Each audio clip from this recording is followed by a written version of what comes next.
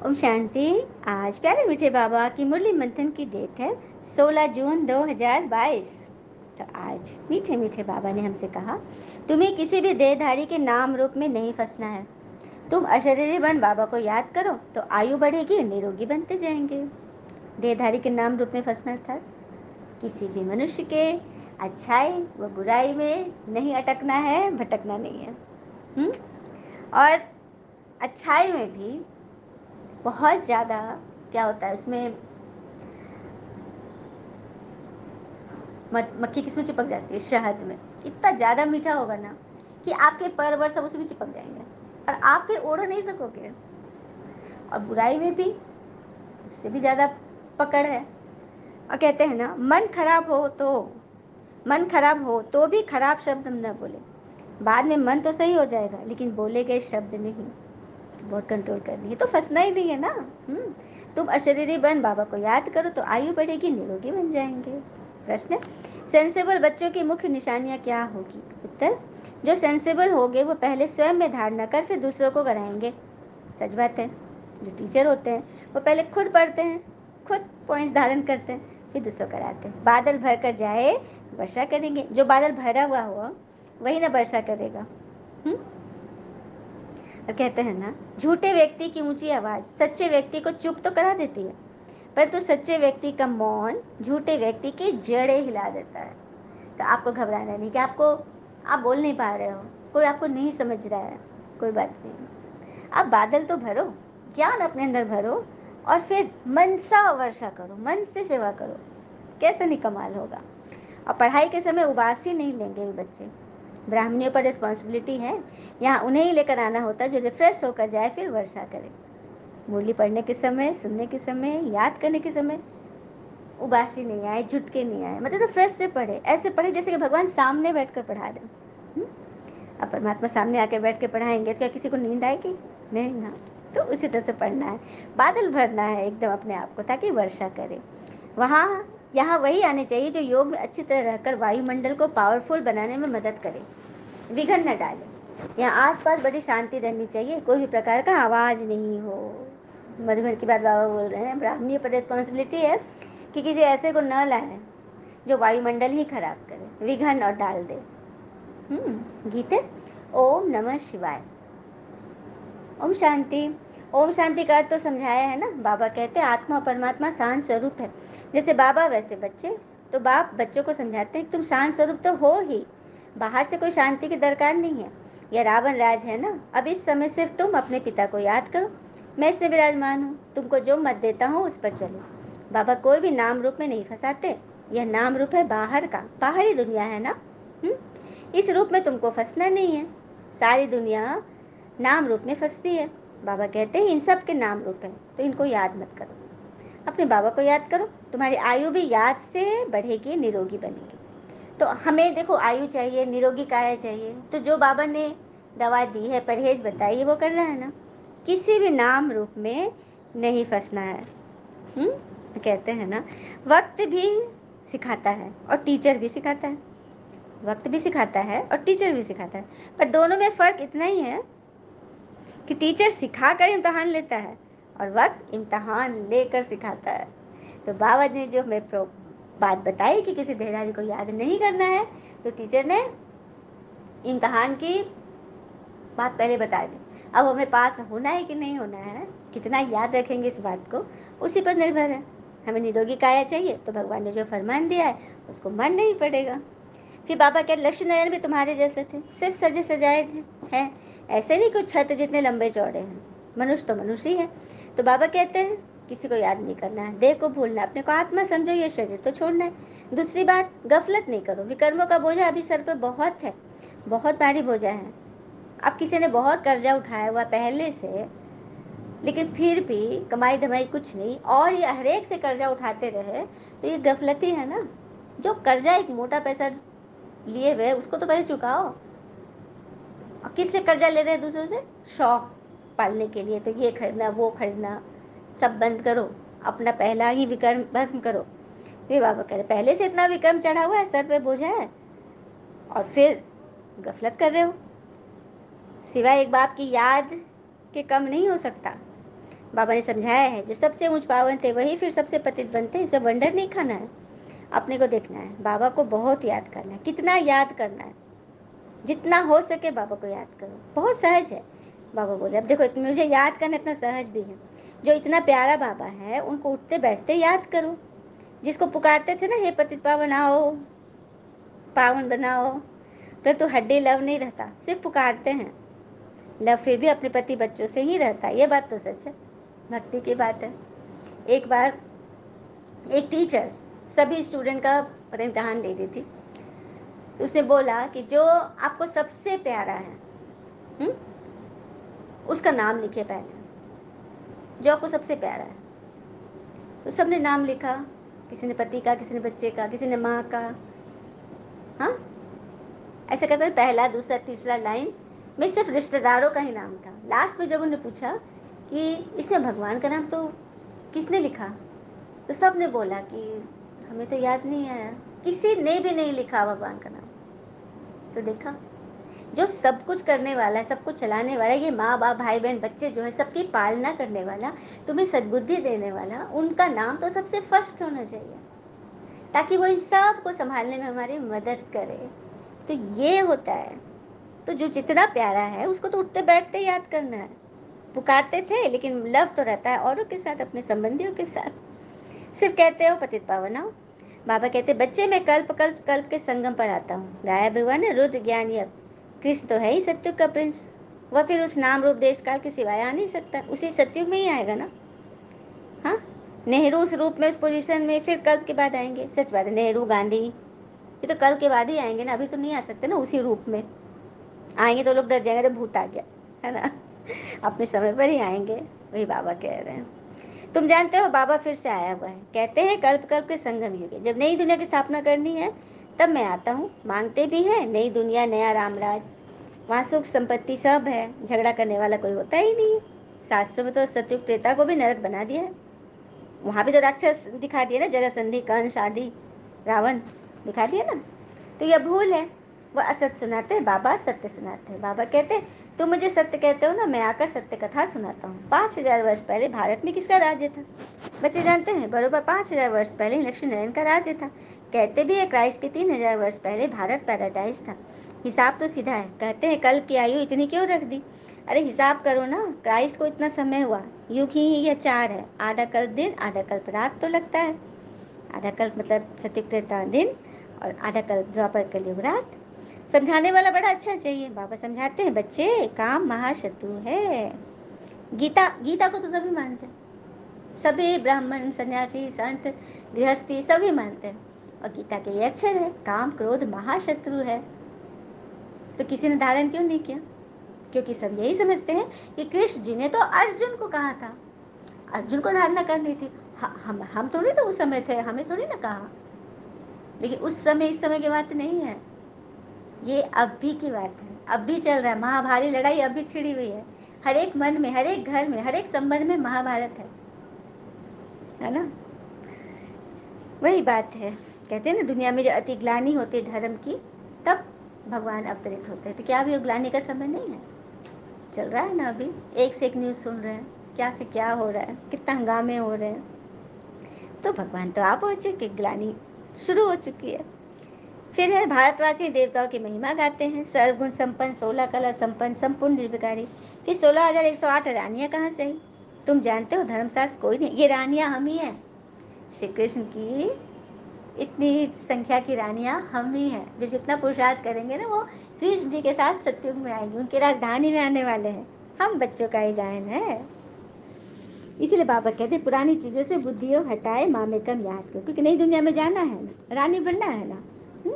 तभी तुम्हारे विक्रम विनाश होंगे। पुरुषार्थ तो करना पड़े, पुरुषार्थ है फर्स्ट। गफलत करते हो तो बाबा समझाते हैं इनकी तकदीर ही ऐसी। अब क्या करेंगे? कोई बच्चा इतना भी सिखाओ फिर भी न सीखे तो बाबा क्या करेंगे? कह देंगे तकदीर तुम्हारी, जबकि है बहुत सहज बात। क्या यह तुम नहीं समझ सकते हो? मोह की रग सब तरफ से निकाले एक बाबा को याद नहीं कर सकते हो? 21 जन्मों के लिए तुमको कोई दुख नहीं होगा। फिर बाबा हर एक बात में क्या होने वाला परिणाम क्या है उससे हमें वाकिफ कर रहे हैं, फिर भी हमारी मोह की रगें नहीं टूट रही है।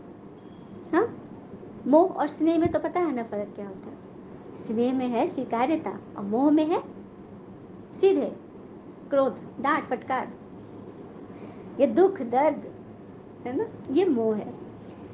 फिर बाबा कहते हैं जैसे सर्प का मिसाल है ना, जानवरों का मिसाल देते हैं, जरूर उनको पता पड़ता होगा। इस समय के मनुष्यों से जास्ती अकल जानवरों को भी होती है, ये बात सच है। यदि मनुष्य जानवर के जैसे बुद्धि वाले हो जाए ना तो कल्याण हो जाए। कैसे?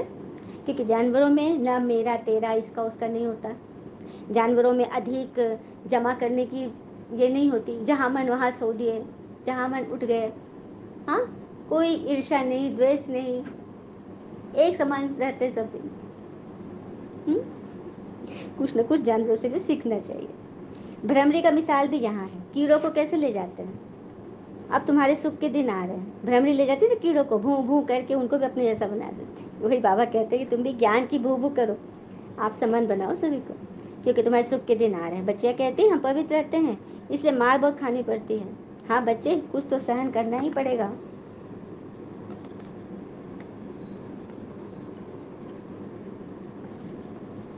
तुमको सिखलाने वाला वह है, बेहद के पिता को याद करो। पापा कहते मुझे याद करो तो ये सब कुछ तुम सह लोगे। अत्याचार करे तो पाप का घड़ा तो भरेगा ही। रुद्र ज्ञान यज्ञ में विघ्न बहुत पड़ेंगे, अपलाव पर अत्याचार होंगे, ये शास्त्रों में भी गायन है। लेकिन अब सुख के दिन आ गए, बाबा कह रहे हैं, तो हिम्मत नहीं हारना है, धीरज धरना है। बाबा सब तरफ बच्चों को देखते हैं, कहाँ कोई झुटका तो नहीं खाते हैं। झुटका खाए, उबासी दी, बुद्धि योग गया, फिर वह वायुमंडल खराब कर देते हैं। क्योंकि मुरली क्लास में भी कई बच्चे सेंटर पर भी उबासियाँ लेते हैं, झुटका खाते, तो वायुमंडल खराब होता है। क्योंकि बुद्धि योग बाहर भटक रहा है ना, मन नहीं लग रहा ना क्लास में, तो फिर मन तो फिर झुटके खाएगा। तो बाबा हमेशा कहते हैं बादल ऐसे ले आओ, बादल ऐसे ले आओ जो रिफ्रेश होकर जाकर वर्षा करे। मतलब बाबा अपने बच्चों से कह रहे हैं कि ऐसा बादल रूपी बच्चा जाओ ले आओ जो बस रिफ्रेश होकर एकदम भर जाए, वर्षा करे, बाकी क्या आकर करेंगे। तो ले आने वाले पर भी रिस्पॉन्सिबिलिटी है, मतलब ऐसे बच्चे चुनने चाहिए। कौन सी ब्राह्मण सेंसिबल है जो भर कर जाए वर्षा करे, ऐसा को लाना है। बाकी को लाने से फायदा ही क्या, बेकार का भीड़ होगा ना। सुनकर धारणा कर, फिर धारणा करानी है। जो योग में अच्छी रीति रह सकेंगे, नहीं तो वायुमंडल को खराब कर देंगे। इस समय और ही खबरदार रहना है। फोटो आदि निकालने की भी बात नहीं, जितना हो सके बाबा की याद में रह योगदान करना है। आसपास बड़ी शांति रहनी चाहिए, मतलब आसपास योग घर बैठ के भी कीजिए, अपने चारों तरफ शांति का दान दीजिए, ताकि सकाश से शांति फैली रहे, भरी रहे। हाँ, हमेशा मनसा सेवा चलता है। कहते हैं ना 3 मिनट साइलेंस, अशरीरी भव, ट्रैफिक का गीत बजता है ना 3 मिनट।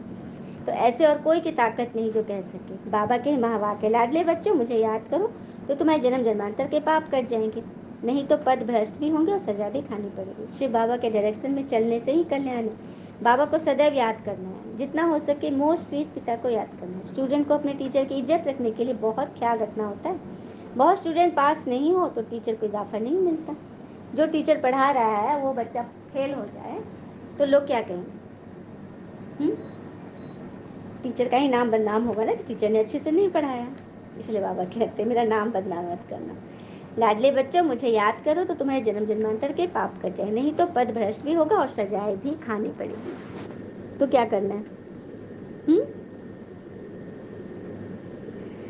डरना बिल्कुल नहीं है। कहते हैं ना, क्यों डरते हो कि ज़िंदगी में आगे क्या होगा, जो भी होगा तजुर्बा तो होगा ही ना।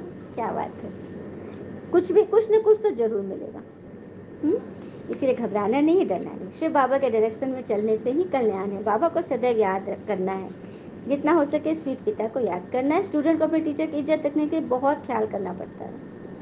निराकार बाबा कहते विदेही बनो, यह ईश्वरीय बेहद का परिवार, माँ बाप भाई बहन है बस, और कोई संबंध नहीं। और सभी संबंधों में चाचा मामा काका रहते हैं, यहाँ तो बस भाई बहन का संबंध है। ऐसा कभी होता नहीं सिवाय संगम के, जबकि माता पिता से वर्षा लेते हैं, सुख घनेरे लेते हैं ना। रावण राज में है दुख घनेरे, बाकी सभी कहानी है तुम बच्चों की। सच्ची कहानी सुनकर तुम बच्चे सचखंड के मालिक बन जाते हो। यह तो पक्का निश्चय है ना, निश्चय बगैर यहाँ कोई आ नहीं सकता। तुम बच्चों को कोई गफलत नहीं करनी चाहिए, बाबा से पूरा वर्षा लेने, जैसे मम्मा बाबा ले रहे हैं। अच्छा, मीठे बच्चों प्रति भगवान की नमस्ते, हम बच्चों की भी प्यार बाबा को नमस्ते। धारणा के लिए मुख्य सार, पहले पॉइंट, शरीर से डिटैच हो, स्वधर्म में स्थित रहने का अभ्यास करना है। जितना हो सके मोस्ट बिलवेड बाबा को याद करना है। मोह की रग सब तरफ से निकाल देनी है। दूसरी पॉइंट, पढ़ाई पर पूरा ध्यान दे। अपने ऊपर आप ही कृपा व आशीर्वाद करनी। बुद्धि और हद से तोड़, बेहद से जोड़ना है। बाबा का बनकर बाप पर पूरा पूरा बलि चढ़ना है। वरदान, सदा सत्य के संग द्वारा कमजोरियों को समाप्त करने वाले सहज योगी सहज ज्ञानी भव। सदा सत्य के संग द्वारा कमजोरियों को समाप्त कर सहज योगी सहज ज्ञानी बनो। कैसे बनेंगे? कोई भी कमजोरी तब आती है जब सत्य के संग से किनारा हो जाता है। क्या बात है? जब बाबा को भूलते हो तो कमजोरी आती है और दूसरा संग लग जाता है, माया का संग। इसलिए भक्ति में कहते हैं ना, सदा सत्संग में रहो। सत्संग अर्थात सदा सत्य पिता के संग में रहना। आप सबके लिए सत्य पिता का संग अति सहज है, क्योंकि समीप का संबंध है ना। तो सदा सत्संग में रह कमजोरियों को समाप्त करने वाले सहज योगी सहज ज्ञानी बनो। सदा सत्संग की कहानी याद है? एक बार एक व्यक्ति स्टेशन पे बैठा हुआ था, ट्रेन आने वाली थी।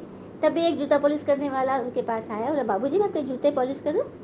तो उनको लगा कि ट्रेन आने में भी 5 मिनट है, तो चलो कर दो। और फिर जूते खोल के उसको दिया और इतना धीरे धीरे हाथ चला। तो सेठ जी कह रहे थे कि जल्दी चलो, जल्दी में ट्रेन देखो साइलेंट बज गया, जल्दी करो। लेकिन उससे हो ही नहीं पा रहा था, कर रहा था उसी अपनी स्पीड में कर रहा था। अचानक एक लड़का दौड़ते हुए आया और उस बच्चे को हटाया और उनका जूता लेकर फट फट वो कर दिया। सेठ जी आपका जूता हो गया। सेठ जी अब कस में पड़ गए, किसको पैसा दे? हाँ, फिर सोचा कि नहीं, जिसने काम किया है लास्ट में उसको दो पैसा। तो उन्होंने उसको पैसा दिया, बाद वाले लड़के को। और फिर वो लड़का पैसा लिया और पहले वाले लड़के को दे दिया और उसका पीठ थपथपाया और चलता बना। तो सेठ जी तो ना चौंक गए कि अरे काम इसने किया और उसने पैसा दे दी, इतनी मिलनसारता कैसे आ गई? तो उसने बुलाया, सुनो सुनो। उसको बुलाया और बोला कि इधर सुनो, तुम ऐसा कैसे किए? तुमने तो काम किया, तुमको मेहनताना मिलना चाहिए, तुमने उसको दे दिया। कि सेठ जी काम तो इसी का था ना, मैंने तो बस इसकी मदद की, सहयोग दिया। तुमको ऐसे कैसे तुम सीख गए? कौन तुमको बताया इतनी बड़ी बात? तो हमारे यहाँ एक चाचा जी रहते हैं, वो रोज़ सत्संग जाते हैं और वो मैं अच्छी अच्छी बात कर, हम उनको सत्संग चाचा जी बोलते हैं। उन्होंने बताया कि किसी की मदद करो तो उसका एवजा मत लेना, क्योंकि देने वाला भगवान होता है, और मदद करो सबकी। तो इस तरह से हम ऐसा करते हैं। हम सभी, मेरे ग्रुप में जितने बच्चे हैं सभी उनसे सुनते हैं और अच्छे कर्म करते हैं। तो देखा सत्संग का महत्व। लेकिन सत्संग सिर्फ कान को रस देने वाला नहीं हो, मन को रस दे, धारणा करें, हम जीवन में उसको उतारे। ये है सच्चा सत्संग। और यहाँ तुम्हारा सत्संग किससे है?